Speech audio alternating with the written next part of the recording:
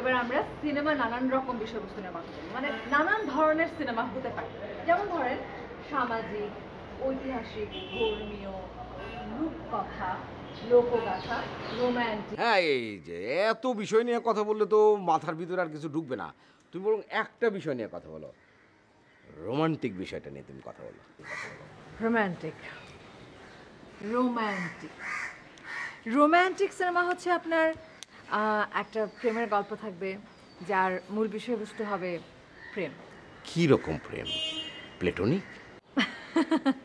না, not necessarily platonic. আচ্ছা কাকলি, ধরো আমি একটা সিনেমা যদি বানাই, হাজব্যান্ডের বয়স ধরো আমার বয়সী, আর তার ডিভোর্সড ওয়াইফ নিয়ে গল্পটা, তাহলে সেটা কি একটা প্রেমের গল্প হবে? হতে পারে। এটা আসলে ডিপেন্ড করবে আপনার গল্প, মানে আপনার চিত্রনাট্যের উপরে। চিত্রনাট্যটা কিভাবে লেখা হয়েছে।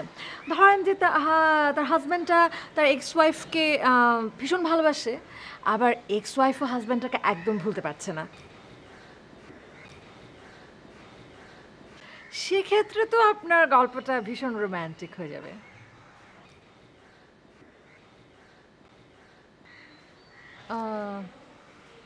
কি হলো হাসান ভাই? হুম, না।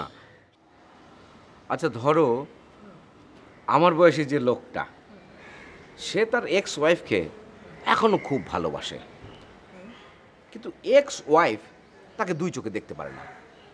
হাজব্যান্ডটা মাঝে মাঝে তার সঙ্গে দেখা করতে যায়, লোকজনের সামনে এক্স ওয়াইফ তাকে নানাভাবে অপমান করে, সবসময় ঝাড়ি মারে, এমনকি দুই একবার জেলে পর্যন্ত পাঠাইছে। তাহলে এটা কি রোমান্টিক গল্প হবে?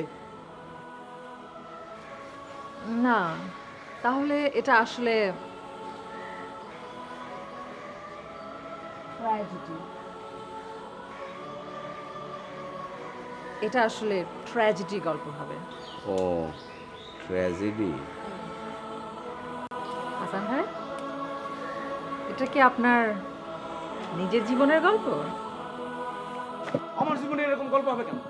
আমার জীবনে কোনো ভালোবাসার গল্প নাই, আমি কাউকে কেয়ার করি না। আমার জীবনে কোনো রকম ভালোবাসা নাই, কোনো টান নাই, কোনো মায়া নাই। আমি হাসান মোরশেদ।